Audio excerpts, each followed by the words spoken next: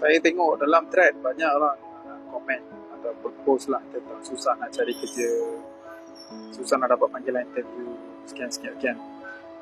Faham, memang itu adalah satu hakikat. Tapi apa yang menjukarkan lagi keadaan ni adalah bila kita tak faham the basic of macam mana kita review resume.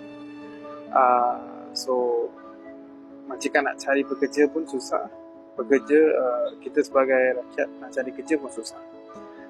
So kita start dengan basic dulu. Mungkin perkara-perkara ini akan menyenangkan lagi your understanding ataupun pemahaman anda untuk actually cari kerja. 3 perkara yang basic lah kita start dengan resume. 3 perkara yang basic yang I boleh cerita sikit hari ni adalah tentang resume.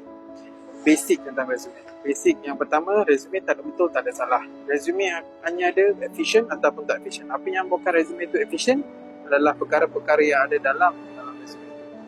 Yang kedua adalah resume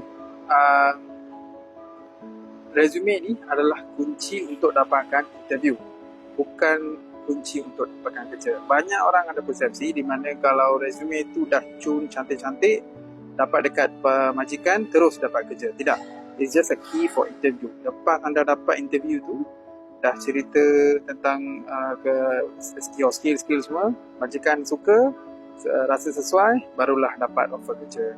Yang ketiga, satu jenis resume tak cukup untuk setiap application. Setiap application perlukan resume yang berbeza-beza. Maksud saya bukanlah tukar resume entirely, tukar info yang boleh membuatkan resume itu lagi sesuai kepada pekerjaan yang anda apply. Right? So harap 3 perkara ni bolehlah digunalah. You guys can use this untuk start your journey.